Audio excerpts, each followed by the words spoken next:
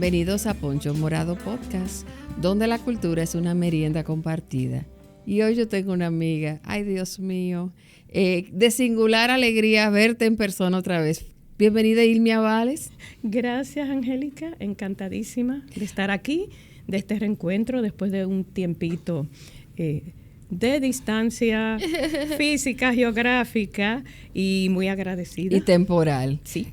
Los productores aquí nos oían conversar y dije, dejen eso para cuando estén en el aire. Entonces era, dime de Adrilia, tu hermana Adrilia, mi querida amiga también.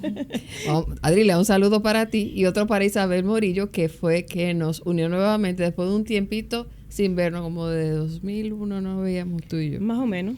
El otro día. Señores, mi invitada de hoy nos beneficia con un tema de altísimo interés. Como ustedes saben, en Poncho tenemos un eje que llamamos empatía y no podía en el tercer episodio de la segunda temporada tener una invitada que me apoyara de una manera necesaria en el desarrollo de este énfasis que queremos hacer. Ilmia, además de mi amiga de larga data, trabajábamos juntas en una empresa, pero además su hermana es mi querida amiga, mi colega, en fin, mucha gente querida en común. Se ha desarrollado profesionalmente en el área de telecomunicaciones y tecnología, señora, una dura. En las últimas 2 décadas, radicada en Silicon Valley. ¿Oyeron bien ustedes? Ustedes tienen aquí a una funcionaria de Silicon Valley. ¿Cuántas veces Yehepia no ha tenido una funcionaria de Silicon Valley? Dudo que alguna vez. California, y desempeñándose como consultor asistiendo a empresas globales en diversos sectores de la transformación de modelos de gestión, lo estoy diciendo bien, correcto, para una efectiva adopción de tecnologías y transición a la era digital. ¿Cuál es tu profesión, Ilmia? Ingeniero. Sistema de información. ¿Y dónde tú estudiaste aquí? En la UNFU acá. O sea, de la UNFU a Silicon Valley. ¿Oyeron bien? De Moca, París. Yo hice la maestría de administración con la PUCA. Ajá. Yeah. Ah, claro, sí, aquellos años los recuerdo. Y en el ámbito privado, además, ha dedicado más de 25 años en la que considera ha sido su misión más delicada y compleja, la crianza y cuidado de un hijo neuroatípico.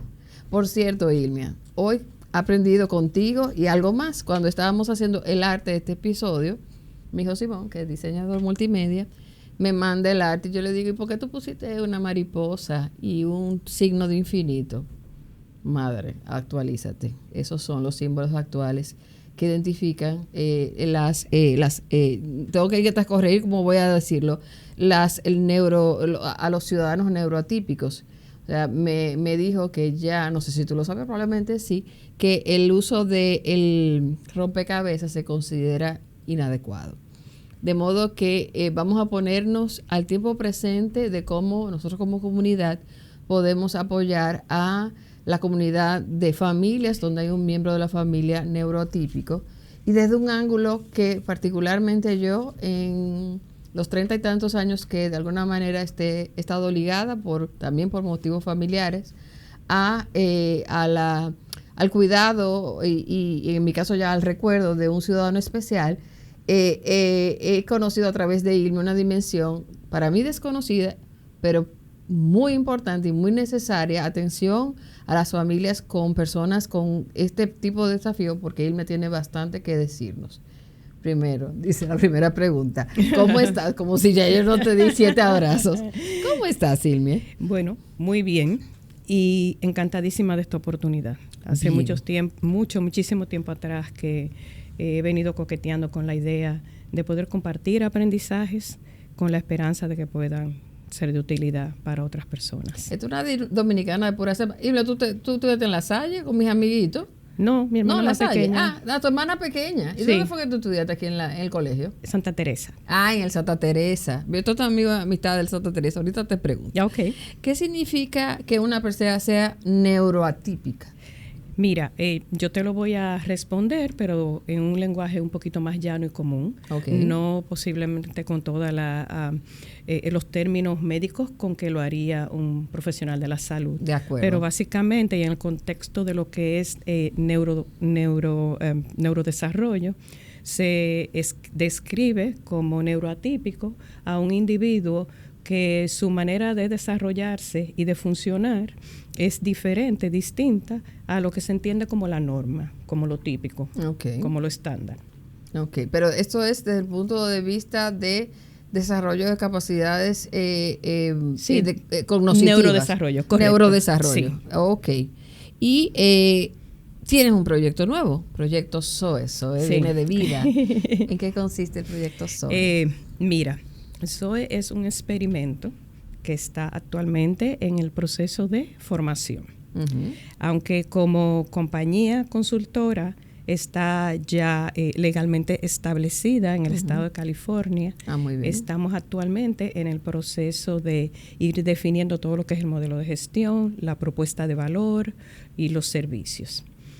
Mientras tanto, y quizás déjame devolverme un poquito y decirte dónde viene Zoe. Okay. En el griego Zoe significa vida. Y proyecto, porque el nombre de la empresa es Project Zoe. Proyecto lo vinculamos, todo lo tenemos entendido como un esfuerzo que tiene un inicio y un fin, ¿correcto? Quizás si usamos como ejemplo la construcción de una vivienda o un edificio, el proyecto arranca con el primer Picasso y termina cuando se entrega, ¿verdad? La vivienda.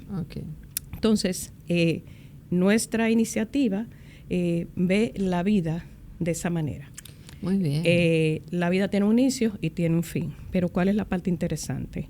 Que a lo largo, y aquí vuelvo a referirme a lo del proyecto de construcción, el proyecto de construcción, el día que empieza es un día, pero el día que termina no vemos lo mismo que veíamos en ese terreno el día que se empezó.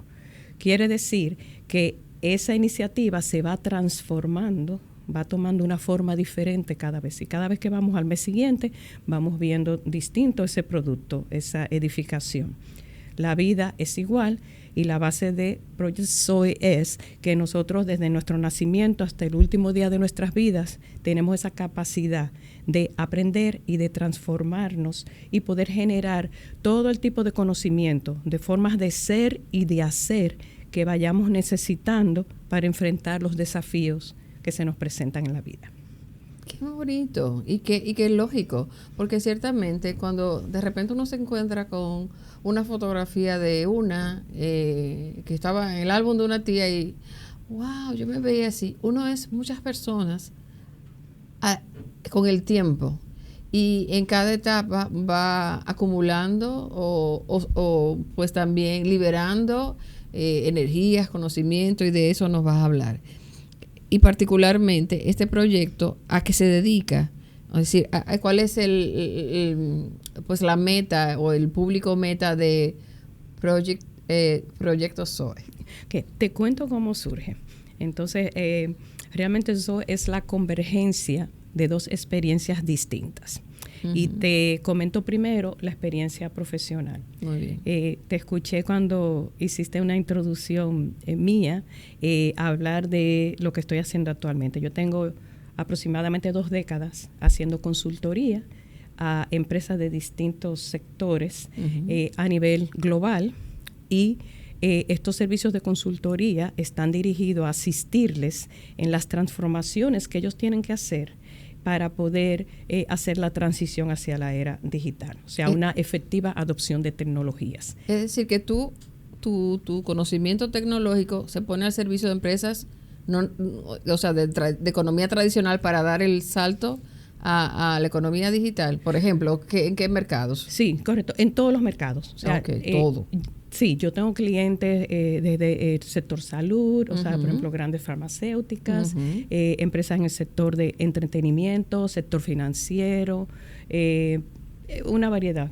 Y de todas partes de todas partes del mundo. Son generalmente, o sea, empresas que están establecidas como su headquarter en Estados Unidos y que tienen presencia global. Son realmente grandes multinacionales.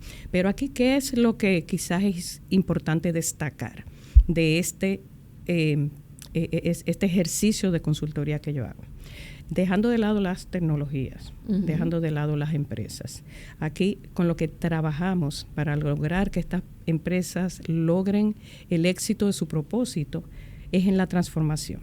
Entonces, para eso nosotros tenemos que mirar a sus procesos, a sus modelos de gestión, a cuáles son las competencias y las capacidades que tienen en sus organizaciones los individuos que conforman los distintos equipos de trabajo, y entonces poder identificar qué es lo que deben aprender, qué es lo que hay que hacer de nuevo, cuáles son las habilidades nuevas que estas personas tienen que incorporar para poder hacer ese tránsito, digamos, del punto A al punto B, siendo el punto A donde se encuentran actualmente, y el punto B ese espacio donde ellos pueden explotar las tecnologías. Entonces, cuando tú hablas de transformación, es transformación o sea, del talento humano. Ese es el punto. O sea, cuando pensamos y hablamos de transformación en la era digital, quizás muchas personas lo entienden como un tema de implementar una serie de tecnologías. Y comprar un equipo. De punta, exacto. Y unos programas y aprendérselo. Mover todo a la nube, por ejemplo, dejar los data centers locales. Actualizar cosas viejas. Exacto. Y realmente pues no se trata de eso. Se trata de que la manera como colaborábamos antes en el contexto laboral, la manera de colaborar, de hacer las cosas, los procesos ya no nos son útiles para esta nueva era, este momento en el que estamos. ¿Por qué? Entonces, porque hay conocimientos que hacen falta. O sea, por ejemplo, escuchamos hablar mucho de inteligencia artificial, pero ahí viene el tema de cómo podemos nosotros aprovechar eso. Eso está disponible, pero cómo yo lo pongo al servicio de mi empresa. Entiendo. Entonces, para eso hay que generar conocimientos nuevos, ¿verdad? Las organizaciones tienen que generar nuevas capacidades. Y, por ejemplo, en un tiempo muy atrás, y ya sí me voy muy, muy atrás, solíamos ver como la manera más efectiva de colaboración de un grupo de personas reunirnos en un salón. Sí, muchas veces que coincidimos tú y yo en salones. Exacto. Una reunión a las 4 de la tarde. Todo el mundo venía y presentaba algo, una propuesta, un cambio, se discutía, etcétera. Pero hoy en día usamos herramientas de colaboración.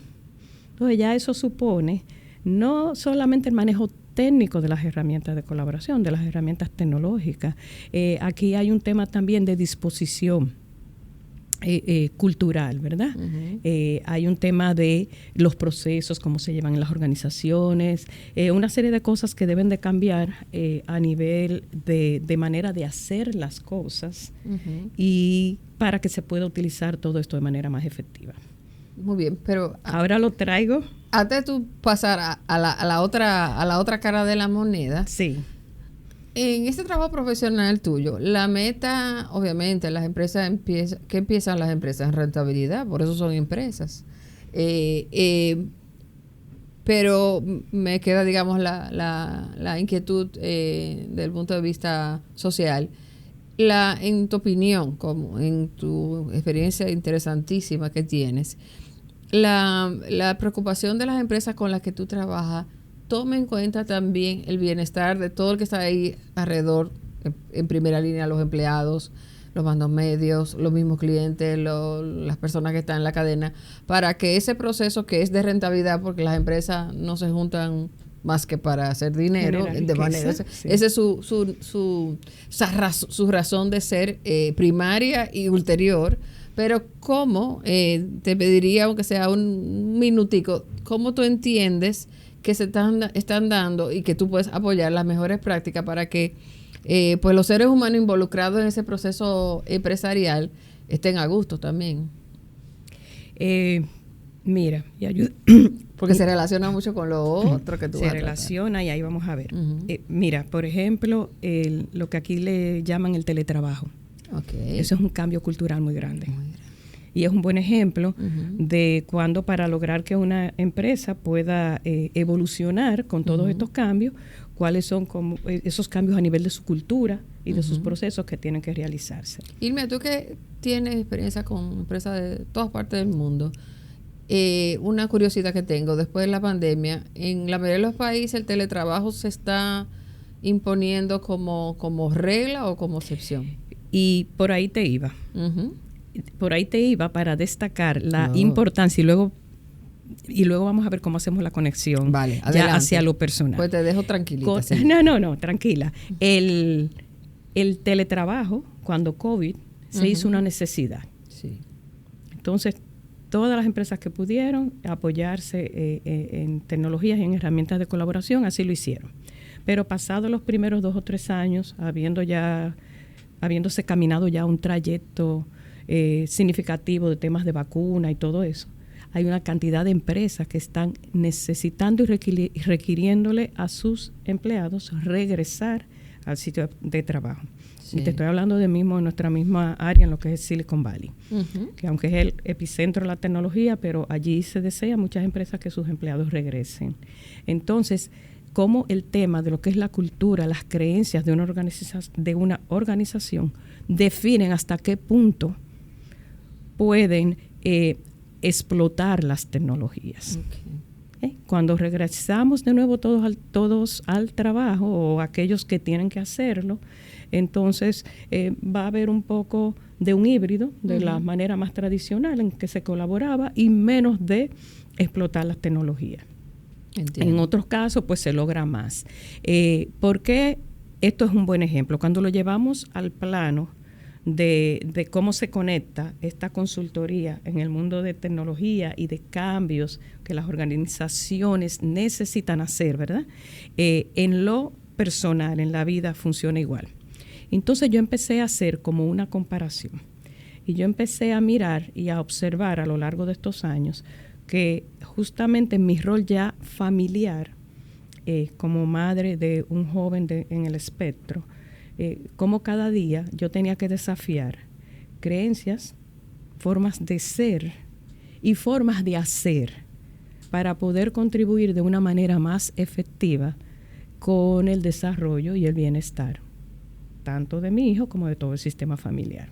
Entonces ahí yo veo una semejanza. Entonces mientras yo estoy como analizando esto, me va ocurriendo que con el paso de los años, una serie de personas van acudiendo a mí. A veces me llaman algunas personas, mira que tengo unos amigos, están pasando por X o Y situación y me encantaría que pudiesen conversar contigo.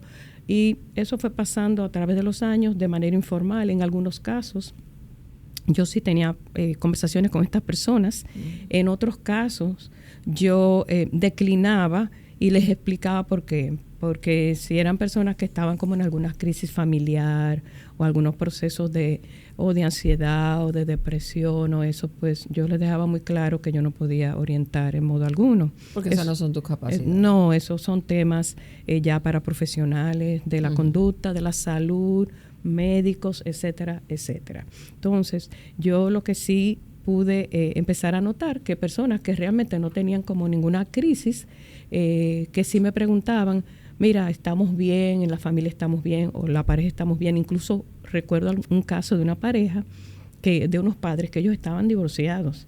Y ellos me dijeron, nosotros somos padres divorciados, pero estamos trabajando juntos en equipo y queremos una orientación, una guía de una persona que haya recorrido este camino, porque nosotros quisiéramos acortar el tiempo desde el punto en que estamos ahora, que acabamos de recibir un diagnóstico, hasta un punto donde logremos articular lo que necesita la familia, lo que necesita nuestro hijo, etcétera, etcétera. Entonces ahí yo podía y yo me apoyaba en mi sombrero de rol consultivo para poderles acompañar un poco de manera informal, pero siempre siguiendo un proceso profesional. Y aquí, si me permites, lo quiero abundar un poco, a que yo le llamo siguiendo un proceso profesional. Así entendemos mejor cómo ese diseño, ese trabajo de transformación, tú llevaste ese conocimiento hasta esta otra necesidad que tiene características muy similares. Sí, y aunque sea en un contexto familiar, ¿verdad? No empresarial. No empresarial ni organizacional. Bueno, a donde yo vengo con un abordaje profesional es que, igual que yo, cuando estoy trabajando con un cliente empresa, no tenemos una receta de que estas son las recomendaciones para tu organización, sino el abordaje profesional consiste de vamos a conocer dónde estás tú. Claro, la cultura de la empresa, los recursos que tiene esa empresa. Exacto. Y las posibilidades de transformación. Entonces yo voy con los padres y yo les digo, mira, cuéntame un poco ¿dónde estás? Cuéntame con qué recursos cuentas. No me cuentes con lo que no cuentas. No me digas que no tienes. Dime lo que tienes dentro de tu círculo, tu familia, a lo interno, y cuéntame con qué cuentas en tu entorno, o sea, hacia afuera, en el lugar donde vives. Y luego, pero para que se entienda mejor, cuando tú le dices a las personas, cuéntame lo que tienes, te refieres a recursos materiales, a esquema familiar, o sea, quiénes son, cómo se conforma tu familia, la familia ampliada. ¿A qué te refieres? A un conjunto de muchas cosas, ciertamente. A ver. Por supuesto, el tema de los recursos económicos cuenta. ¿Cuál es tu realidad en ese sentido? ¿Cuál es la familia? ¿Cuál es la conformación familiar? ¿Cuántos somos? Que si la mamá y el papá, si estamos juntos separados, si es solo un hogar monoparental. ¿Cuántos hijos? ¿En qué orden están los chicos? Sí. ¿Cuál es la vida cotidiana de esta familia? ¿Qué hace esta familia? ¿Cómo se divierte esta familia? ¿Cómo se vincula con amigos, con nosotros, con la familia extendida? Un poco entender la dinámica de vida de la familia. No necesariamente, de verdad que no hay que entrar en temas extremadamente privados, personales, porque que no hace falta. Es un poco entender su dinámica familiar. Y viendo todo lo que cuenta y viendo lo que existe en el medio, pues poder... Me faltan unos componentes muy importantes. ¿Cuáles son también tradiciones, creencias de esta familia? Porque imagino que has trabajado con personas de diferentes etnias y también con sistemas de creencias muy distintos uno de otro, pero al final con una necesidad en común. Sí, totalmente. Entonces, en la misma experiencia, volviendo y cruzando con el mundo empresarial, bueno, no es lo mismo trabajar con un grupo de hindúes, por ejemplo. Ahí hay algunas ciertas particularidades que cuando estamos con un grupo de clientes de Latinoamérica o de algunos otros lugares de Europa. Bueno, pues así mismo ocurre en las familias.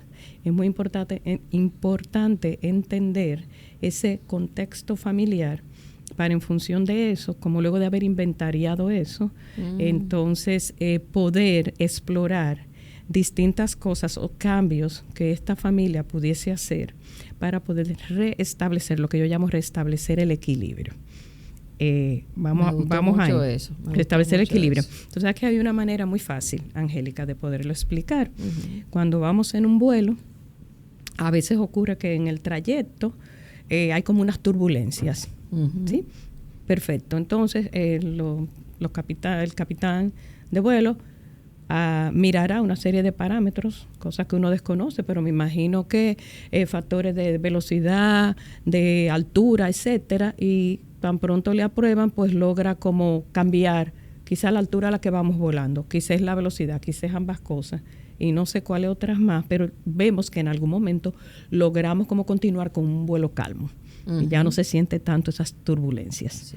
Cuando llega un diagnóstico a una familia, yo he visto en muchos casos, los padres, es natural, hemos pasado por esto, se vive como alguien de mi familia ha sido diagnosticado, cuando en realidad la familia entera ha sido diagnosticada, porque el diagnóstico nos impacta a todos.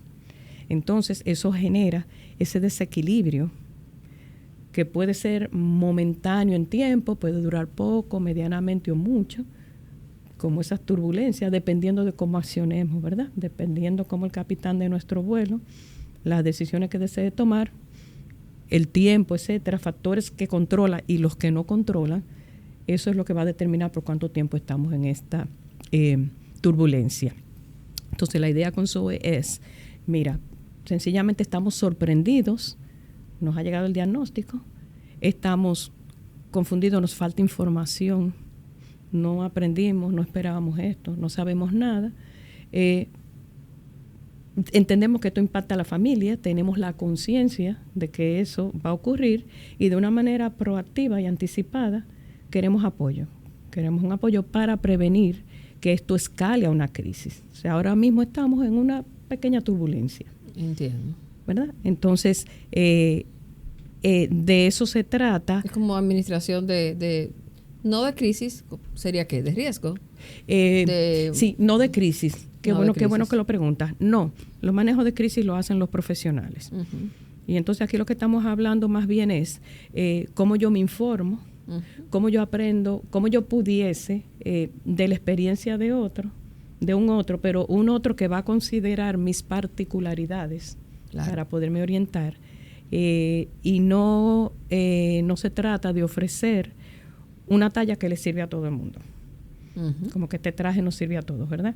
No se trata de eso. Y con eso hay que tener mucho cuidado cuando uno sale a buscar ayuda, porque es muy fácil encontrar, y nos encontramos con personas muy bien intencionadas, un vecino, una amiga de infancia, la prima de no sé quién, que escucha que estamos frente a una situación nueva en la familia, un diagnóstico, y nos están sugiriendo de inmediato: fulano de tal es el mejor donde debes de ir, aquella es la escuela, no sé, María, tratando de ayudar con un genuino interés. Cuando esa ayuda debe recibirse con gratitud, pero se debe todo como guardar en un archivo y decir, bueno, vamos a ver, estas son las diferentes opciones que hay, pero tenemos que encontrar como familia la que se ajusta a nosotros.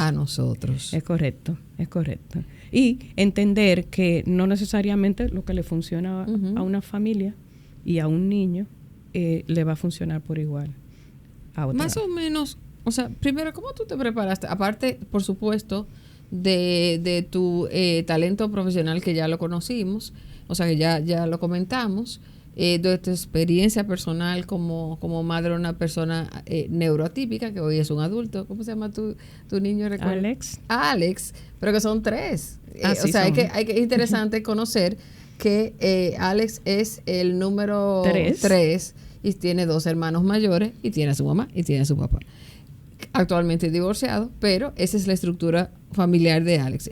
Además de la experiencia como madre de Alex, tu experiencia profesional que te llevó, bueno, al centro, al happening de donde se hacen las transformaciones empresariales más importantes a nivel mundial. ¿Cómo tú completaste esa formación para emprender Project Zoe? Okay. Mira, yo tengo algunos años que yo venía pensando en qué quiero hacer como mi siguiente capítulo profesional. El concepto de retiro, yo no lo tengo. Mi retiro no es una playa piña colada, ni una mecedora con bordado. No somos ese tipo. que no. Entonces, yo lo que pensé es, mira, ¿cómo yo puedo en un proyecto personal utilizar, capitalizar todos mis conocimientos y la experiencia que yo tengo, pero ponerlos a un servicio distinto? Entonces, a lo largo de tantos años y caminando junto a Alex, estos 26 años ya vividos, yo en distintos momentos de la vida me di cuenta, y ahora si me devuelvo atrás, miro hacia atrás, qué tan importante hubiese sido haber contado con orientación en muchísimos aspectos y en muchísimos puntos del viaje. ¿Cómo cuáles? Mira, por ejemplo, te doy un ejemplo sencillo. Yo todo mi tiempo que podía, o sea, tú sabes que teníamos un ejercicio profesional muy, muy demandante y que nosotros toda la vida lo hicimos con mucha pasión y mucho compromiso, pero yo en la medida de lo posible y con la ayuda del chofer y todo lo demás, bueno, pues mi hijo se movía a todas las actividades o servicios terapéuticos, todo lo que entendía yo y los profesionales que lo miraban y recomendaban que iba a ser beneficioso para él.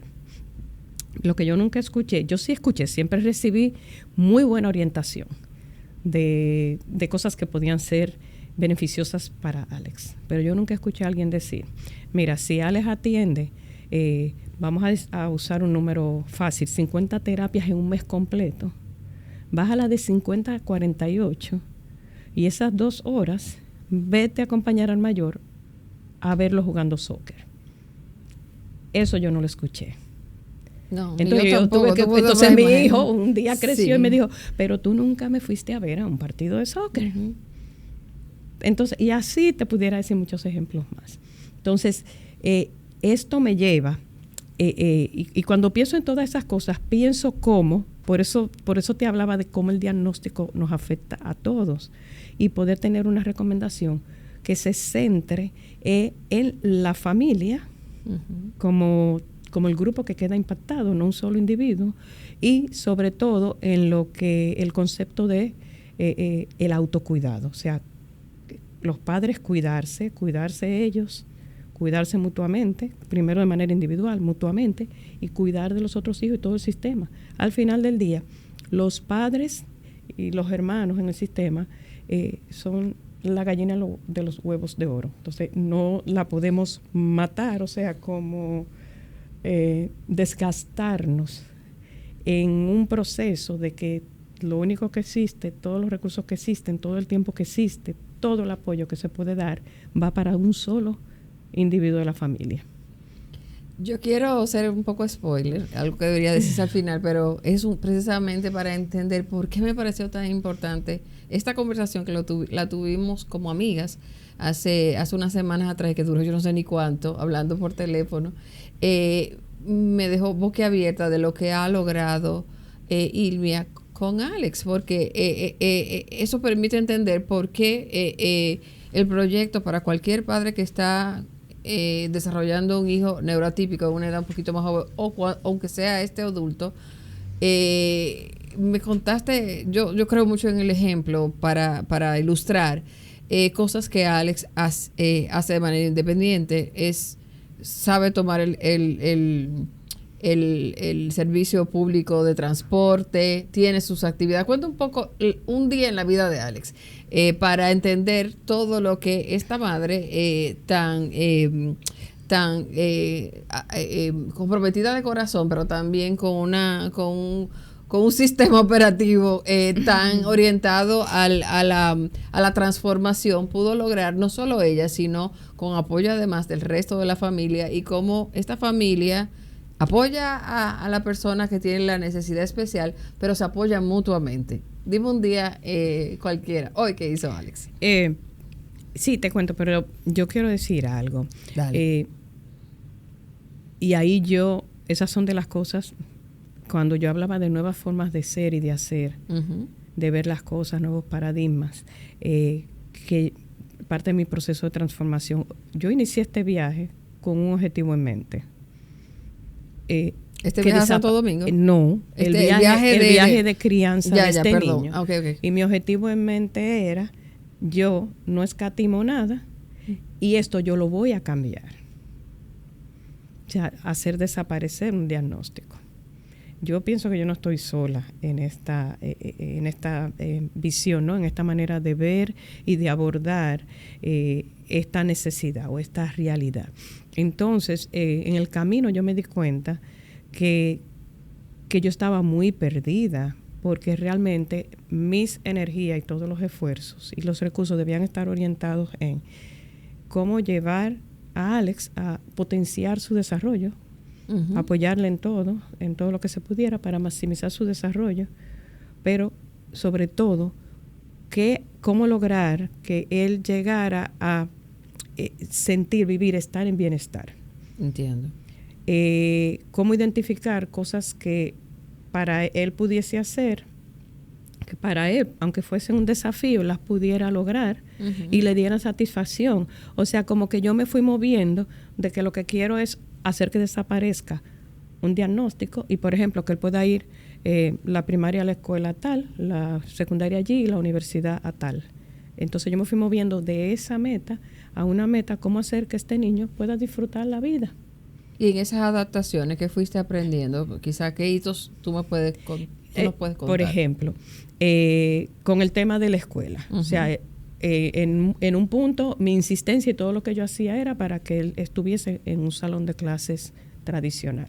Todas pasamos por ahí. Exacto. Entonces, y esa es la meta. Nosotros sin embargo, entendíamos que eso era la inclusión y no necesariamente. Exacto. Sin embargo, luego caí y me fui moviendo duro, sí, a puro, ¿verdad? Aprendiendo sobre la marcha y a puro trancazo. Yo aprendí que no hace nada, que no puede hacer nada, que está completamente limitado, o el extremo de que vamos a hacer, que lo puede hacer todo. Vamos a buscar cuál es el punto medio, cuál es el equilibrio. Y cuál es el equilibrio donde todos podamos estar bien y disfrutarlo, ¿verdad? Entonces, Bueno, él va para un salón de clases especial, ese es el que va, pero Alex desde los 3 años de edad, él es nadador, porque dentro de todo el proceso, pues al menos supe enfocarme en lo que él puede hacer, no tanto, en algún momento de la vida cambié, no me enfoqué tanto en lo que no puede hacer, sino en lo que sí puede. Entonces ahí él recibió el apoyo, la familia, y él empezó a nadar a los 3 años de edad. Entonces, me imagino que lo disfruta mucho. Muchísimo. Entonces, ¿qué pasa en la escuela? Y ya cuando él está en Estados Unidos, que él está en un salón de clases especial, pero ese niño que está en ese salón de clases especial es un deportista que está en el varsity team de la escuela y nada y compite con otras escuelas. Ay, y en un equipo privado, también de un club privado, allá también. Entonces, fíjate cómo el balance. Bueno, eso lo hace muy bien y en eso él sobresale de la mayoría de las personas que podamos saber nadar y logró unas destrezas que le permiten competir y todo, entonces, y él lo ha disfrutado un montón. Imagino, pero a nivel académico, pues él está ya, pero además de la natación, y eso sí aprendí en las escuelas de educación especial. Gloria María Hernández fue la primera persona que me enseñó. Un abrazo, Gloria, te voy a mandar esto. Algo yo no había aprendido ni en la escuela o universidad, y estamos hablando de los años 90, los diferentes tipos de inteligencia. Cuando nuestros hijos eran niños no había ni internet, pues, entonces te daban una fotocopia para entender eso. Entonces, como la destreza deportiva también es disciplina que sirve para su desarrollo integral. Es decir, y tantas cosas. Yo conozco una niña, hija de los padres son amigos míos, y la niña hace un arte, pero unas cosas espectaculares. O sea que yo no creo que por más tiempo que yo le dedique a aprender a hacer eso, me pudiese acercar a hacerlo como ella. Y es una niña que tiene un diagnóstico. Para entender por qué el término es neuroatípico, porque simplemente son mentes que recorren la vida, el desarrollo por canales, por avenidas distintas. Y ahora entiendo por qué me decía mi hijo Simón, no, es que ya no se usa la imagen del rompecabezas, porque el rompecabezas parecería la idea exactamente contraria, de que limita. Y me impresionó mucho también cuando me comentaste, yo me quedé con la boca abierta, que él usa el transporte público en una ciudad como esa, ¿no? Sí, porque entonces la escuela se enfoca, si por ejemplo a nivel académico, es un desafío mucho más difícil para él, se le apoya y tiene los recursos para lo que él pueda avanzar en lo académico.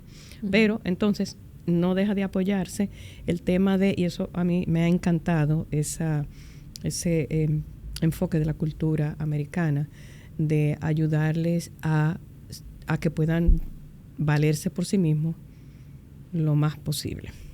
Entonces, es su misma escuela quien lo entrena para que pueda tomar tren, pueda tomar el autobús, pueda ir a comprar. El tema también de cómo protegerse, o sea, si se te acerca un extraño, cuál es el manejo, cómo tú te proteges de que eso no escale a una situación peligrosa. Todo eso era parte de su programa de educación. Impresionante. Sí. Y mira, incluso temas dentro del hogar, o sea, no solamente poder ser bastante independiente para su manejo con la comunidad fuera de la casa, pero dentro del hogar, o sea, por ejemplo, alimentación. ¿Cómo pasa esto? O sea, él llega y se hace sus propios alimentos. Mira, él empieza, por ejemplo, él tomó la iniciativa de que él quería trabajar como un voluntario en una universidad, y él trabaja 3 días a la semana, y él tiene algunas actividades que tienen que ver con la organización del teatro en la universidad. Entonces, lo primero que yo me entero cuando él me dice que me voy a trabajar. O sea, él hizo toda su diligencia, su entrevista, todo lo demás. Luego él pone su alarma solo. Es un chico que está muy pendiente, no necesita supervisión para su aseo personal. Comidas simples la puede preparar. Para que podamos tener una idea de cómo él llega a este desarrollo, te voy a hacer algunas preguntas que informen. ¿A qué edad, por ejemplo, él aprendió a leer y escribir? ¿Sabe leer y escribir? Claro, sí, es bilingüe y es verbal. ¿Y cuándo lo logró? ¿Qué edad tenía? ¿Recuerdas? Sí. Él, digamos que él empieza a decir pequeñitas frases cortas, de poquitas palabras a los 5 años de edad, más o menos. Como a los 7 años se empieza a alfabetizar, pero en ese momento yo me muevo a Estados Unidos y la alfabetización realmente se dio en inglés.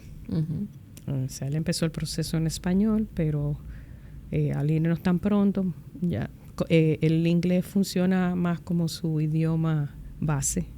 Y lo logró. Y el español como su segundo idioma, pero se comunica perfectamente en los dos. Pero yo te quiero decir que, a ver, si tú me pidieras que destaque algo, ¿verdad? De Alex y de nuestro proceso, para mí hoy en día, y la razón por la que estoy con esta iniciativa, este experimento de Zoe, para mí el mayor logro no ha sido ese. No ha sido lo que él haya podido avanzar en términos, yo no destacaría que es un niño bilingüe, sí, la independencia sí, que él pueda valerse por sí mismo lo más posible, eso sí. ¿Qué destacarías? Yo lo que quiero destacar es el bienestar que yo veo en él y en la familia. O sea, todos estamos bien y contentos y de Alex, muy orgullosos de él y de notar cómo él se siente bien con él, con las cosas que hace, con las cosas que logra. O sea, al final del día no se trata de metas, ¿verdad? Como aprendí esto, me gradué de aquello, o se trata de aceptar que todos los individuos no somos iguales. ¿Te ayudó esa experiencia con la crianza de tus otros hijos? Entender que también con ellos lo importante no es que se gradúen de tal carrera o que tengan tal éxito profesional, sino al final del día. Claro, mira, me ha ayudado. Y qué bueno que tú preguntas eso, porque yo tuve una conversación con unos padres donde yo les decía, mira, cuando uno se ve y uno empieza a vivir como esta nueva realidad, bueno, es difícil, ¿verdad? Uno entiende, bueno, ni modo, tengo que asumirlo, pero ojalá y esto no estuviese... No es una fiesta, pero tampoco es un velorio. No es, y perdona, pero tengo que decirlo, Sí. eso de, ay, qué bueno que Alex encontró una mujer como ella, que Angélica, que Hugo encontró una mamá. No, es que no es bueno. O sea, no es ninguna fiesta. Es algo que ocurre, no le ocurre, uno siente en el momento que le ocurrió solo a uno y no es tampoco así, le ocurre a muchas personas, pero el enfoque de ser casi ignorar que hay algo desafortunado en todo eso, yo no se lo recomendaría a nadie, perdón, porque la coach eres tú, pero en lo personal yo tengo que decir eso. Nunca me voy a alegrar de que mi hijo tuviera parálisis cerebral. Es que no tengo por qué celebrar eso. No. Pero también hay que distinguir entre la persona y la condición. Lo que pasa es que como tan pegadita, es muy difícil tú decir eso sin que alguien sienta, bueno, pero es que su hijo, o sea, eso es lo que tiene. Sí, pero simplemente ocurrió. Pero mira una cosa, Angélica, vamos a analizarlo de esta manera. Ya me van a dar mi coach. No.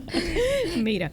Y es importante porque aunque han pasado los años desde que Hugo falleció, que son 14, todavía, obviamente, te encuentro padres jóvenes que se acercan a mí pidiendo orientación. O sea, que tengo que tener una responsabilidad de dar no respuestas emotivas, sino respuestas que sean de utilidad y que sean realistas. Sí, mira, y te hablo por mi propio ejemplo. O sea, no voy a teorizar en lo absoluto. Y voy a ser brutalmente franca y sincera. Mi primer impacto, honestamente, o sea, tengo que ser sincera. Lo primero cuando te dice, bueno, que el niño no está hablando o no está aprendiendo, lo primero es, anda, y ahora, porque es que yo quería llevarlo a esta escuela con los hermanitos. O sea, vamos a mirar cuáles son las cosas por las cuales nos vamos preocupando. Ya no puede ir a la misma escuela a la que queríamos, ¿verdad? Estamos hablando, esta es la agenda de los padres, ¿okay? Esta es la agenda nuestra, es esta escuela que queremos que vaya. Queremos que se mueva en estas actividades, que se pueda reunir en estos cumpleaños o estos grupitos. Todo esto es la agenda nuestra, ¿verdad? Entonces, ahí es que yo te digo definitivamente que, ojalá uno no tener que haber aprendido a lidiar, ¿verdad?, con esta nueva realidad. No es una bendición. Yo estoy en total desacuerdo con aquellas familias que entienden, ay, esto es un cascabel, un angelito que llegó acá. Y entonces, como es un cascabel y es un angelito y él llegó así, no hacemos nada, ¿verdad? Ahí no trabajamos en poner una estructura, en poder modelar y tratar de lograr que el niño pueda tener unas conductas, unas normas que le permitan socialmente una más fácil integración. Entonces, como que no accionamos porque entendemos que esto es un angelito del cielo, ¿verdad? O en el otro extremo, lo vivimos como aquí tenemos un gran problema y lo que tenemos que tratar es, perdón, de hacerlo desaparecer. Entonces yo digo, no estamos en ninguno de los dos extremos. Ni es una bendición, ni es un daño. Correcto. Es una realidad muy complicada, muy difícil. Hay que buscar, o sea, quizá tenemos recursos limitados, pero no ni siquiera los propios. Volvemos al tema de escuelas que no estén preparadas para ayudarnos en la educación, o que hayan pocas, limitadas. O sea, una serie tenemos que lidiar con una realidad, apoyar a un individuo de nuestra familia y no necesariamente contamos con todo lo que resulta que sería beneficioso para su desarrollo y para potenciarlo. Y ahí viene el reto, el desafío, el sufrimiento, las dificultades, toda la complejidad que se le suma al rol. Lo que yo digo es que yo he aprendido que, si bien es cierto, eso no es deseable, si uno pudiera evitar todos esos aprendizajes se pueden trasladar a otros dominios de la vida. Muy bien. Entonces, por ejemplo, mis hijos, sus hermanos, han aprendido a partir de ahí a tener una empatía con otros seres humanos, que ellos aprendieron eso en el hogar por la realidad y su experiencia con su hermanito. Entonces, posiblemente ellos no serían como son con los demás seres humanos, la manera que los respetan, que los consideran. Yo me admiro, yo digo, bueno, mira, salen cosas buenas. La vida, tú entiendes, o sea, todo no está escrito, todo no es azul, verde o rojo. Es que de algo que parece ser muy difícil y muy poco deseable, eso puede germinar en muchísimas cosas buenas para todos, para muchos. Por supuesto, te permite ver cosas que de otra manera quizás hubiera pasado por desapercibidas. Sí. Y entonces estabas hablando, cuando yo te interrumpí, pero esto es una conversación, de cómo se recupera el equilibrio. Es decir, tomas una familia que te consulta y empiezas a trabajar con ellos. Ya me dijiste que levantas información, me imagino que esa batería de información es incluso entrevistando a los diferentes miembros de la familia. Y ¿cuáles son los riesgos entonces de solo enfocarse, como es la manera tradicional, en el diagnóstico? Obviamente hay que trabajar con el diagnóstico porque está ahí presente y hay que ir a los especialistas, hay que tener las terapias, o sea, eso es parte, pero no es todo. Entonces, ¿qué es lo que falta además de, ok, ya tengo un diagnóstico, ya tengo un inventario de terapias que debo hacer, de cuidados que debo tomar en cuenta, en algunos casos, en muchos medicamentos que hay que tomar, que tiene que tomar estas personas, pero además de eso, hacen falta otras cosas. Y es en esa área donde tú trabajas. O sea, sí. Te imagino llegando a una familia donde todo eso ya está dado. Aquí hay un diagnóstico, estos son tus terapistas, según toque. A algunos le toca terapia física, otros ocupacional, terapia de lenguaje, dependiendo.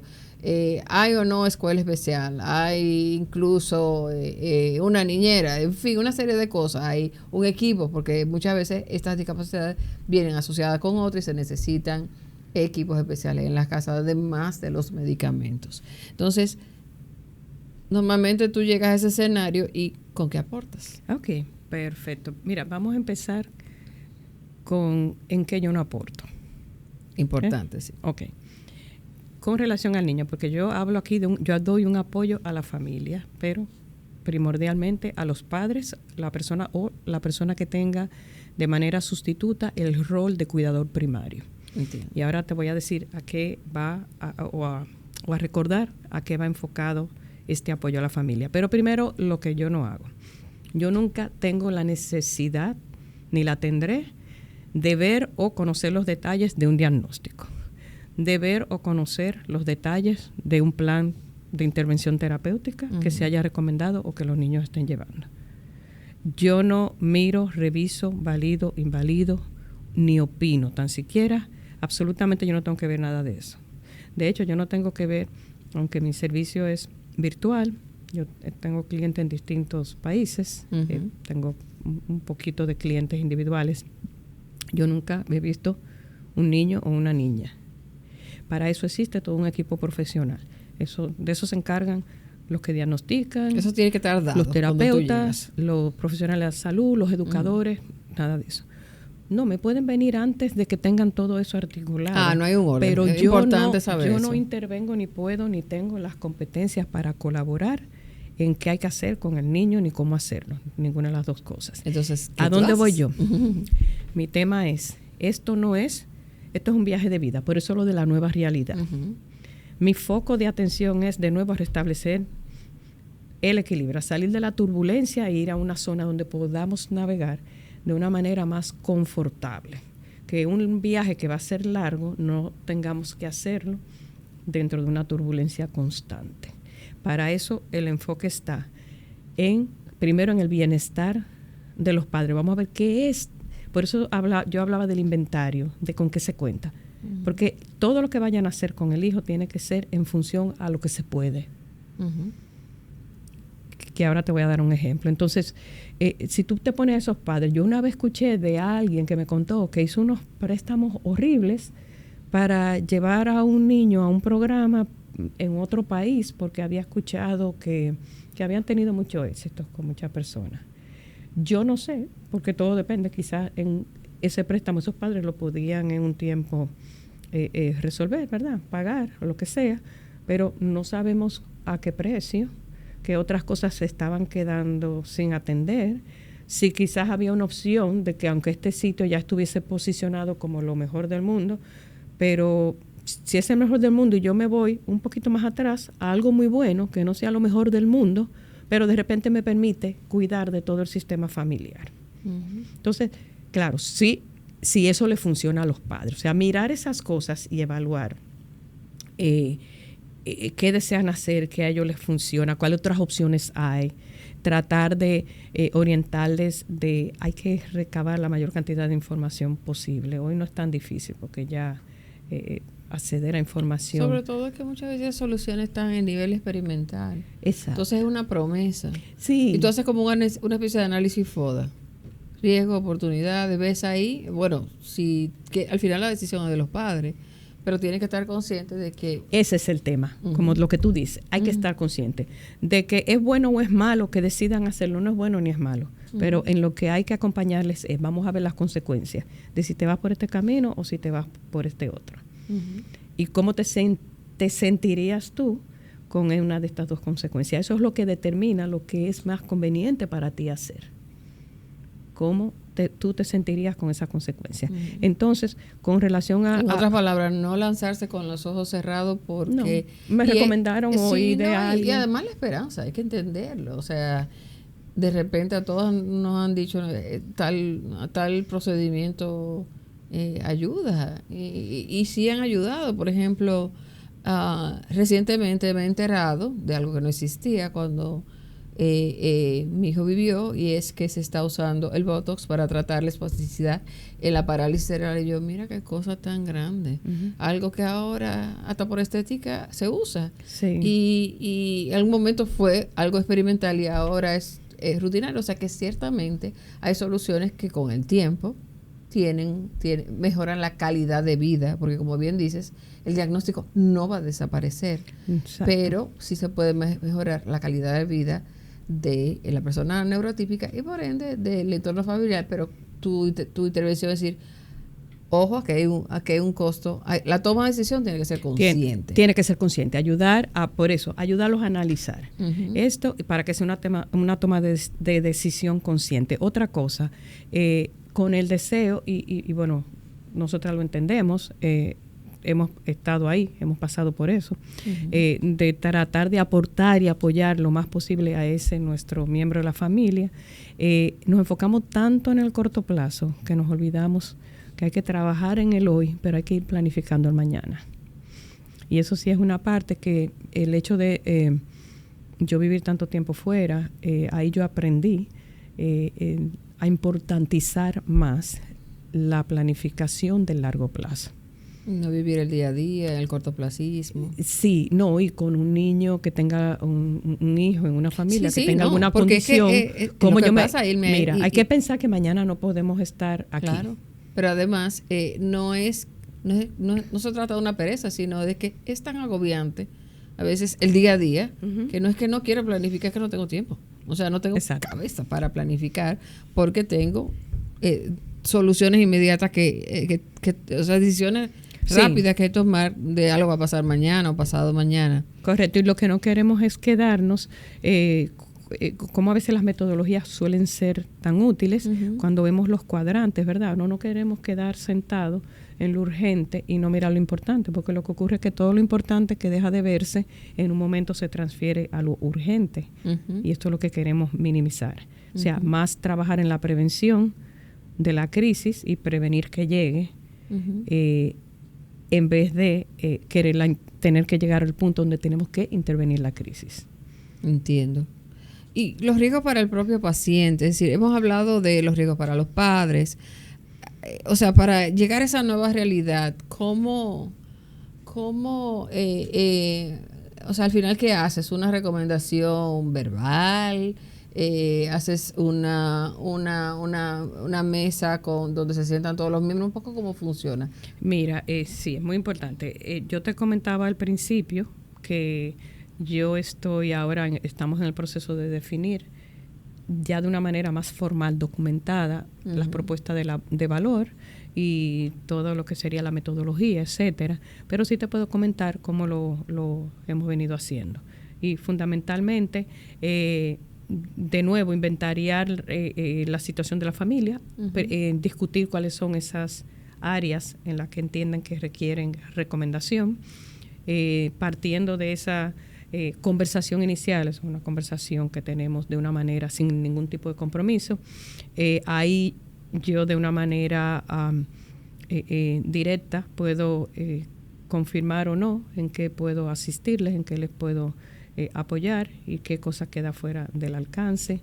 Y entonces ahí empezamos a trabajar, entonces, como te decía, con todos los recursos, que es todo lo que tenemos, qué es lo que ustedes quieren hacer, lo que se plantea, vamos a analizar qué pasa si nos vamos por un camino u otro, qué significa esto para ustedes, qué significa para los otros hijos. Mira, lo más importante es el tema de ellos. O sea, yo trabajo mucho con los padres, qué están haciendo ustedes por ustedes, o sea, cómo ustedes logran manejar tensiones, pero me refiero que no estén en un estadio ya de que tengan que ser intervenidos y tener ayuda médica. Me refiero que a veces tengan un poquito de estrés, que no sepan cómo direccionar los recursos que tienen, y te lo explico de una manera, con un ejemplo muy, muy práctico, que ahí, por ejemplo, eso fue una idea que discutimos y a estos padres les funcionó. Esta era una familia verdaderamente de muy, muy pocos recursos, muy limitados. Y de verdad no tenían para pagar un solo terapeuta, de todas las recomendaciones que tenían, absolutamente nada. Y conversando y hablando y conociendo un poquito de su entorno, la familia y todo, historia corta es que al final se llegó a una idea que ellos lograron implementar, que fue como invitar. Un día eran como unos primitos, como un día a la semana, y otro día eran como 2 o 3 de los niños del lugar donde vivían, como a una tarde de juegos. Entonces ahí la mamá disponía, o sea, un día era como que iban a colorear, de unos libros para colorear, otros días iban a armar alguna actividad, de otro día ella iba a leer un cuento, pero hacía como unos pequeños disfraces de algunos de los personajes. Mentira que a veces tiene que venir alguien a decirte, te hace falta eso. Alguien dirá, ay, pero eso es muy lógico. No es tan lógico cuando se tiene una situación No, cuando especial. uno está bajo presión que quiere ayudar, ¿cómo piensas tú? Y tú no tienes recursos, no es verdad que se te va a ocurrir. No está muy creativo. ¿Qué puedo yo hacer si no puedo pagar el terapeuta? Entonces, claro, los padres entendieron eso en modo alguno, ni compara ni reemplaza para nada lo que es una intervención terapéutica. Pero aquí volvemos al equilibrio. El equilibrio suele estar más en el centro, no es un extremo ni en el otro. Entonces, o me quedo sin hacer nada, porque no tengo los recursos, y me quedo esperando si algún día los tenga, algún día empiezo. Pero mira, sabes que quizá en 2 años tú adquieres los recursos y puedes empezar a hacer intervenciones terapéuticas que te fueron recomendadas. Pero si antes que llegaran esos 2 años, tú te pusiste a jugar de una manera siendo con constancia, ¿no?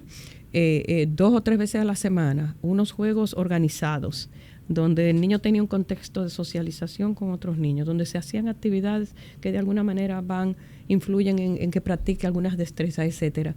Definitivamente que eso es mucho mejor cuando lleguen a ese punto, dentro de 2 años, que ustedes ya tienen algunos recursos, a que ustedes vayan a ese punto con este niño. Mucho mejor. Sin haber hecho. Mejor. Entonces, es un tema de qué puedo hacer con mi realidad. En modo alguno podemos decir que eso es suficiente, que es lo mejor, que equivale, nada que ver. Eso me lleva a otra pregunta. Te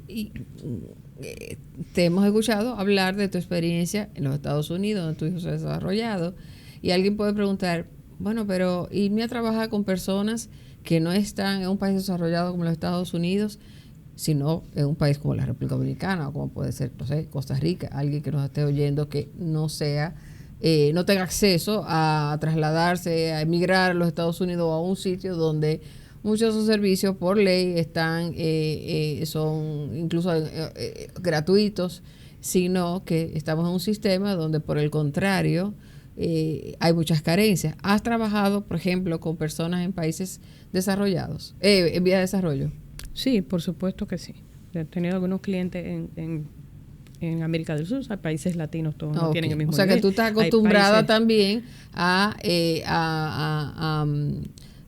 demandas que te dicen, bueno, para empezar, aquí no hay tal cosa. Te cuento algo. Okay.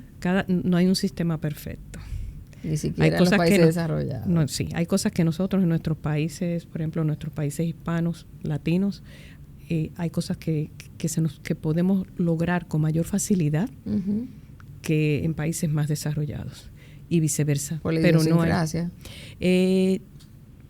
Por la cultura, por la manera en que las cosas la red familiar operan, la manera las familias disgregadas, país, por ejemplo, si nos referimos a Estados Unidos, de costa a costa hay 6-7 horas, entonces hay distancia, los miembros de la familia viven en distintos lugares, aquí las familias estamos más cercanos unos con otros, los amigos también. Los vecinos son la familia, así es. Y conocemos una persona que conoce a otra, y que así. Esa era mi próxima pregunta. Sí, dentro de tus recomendaciones está hacer...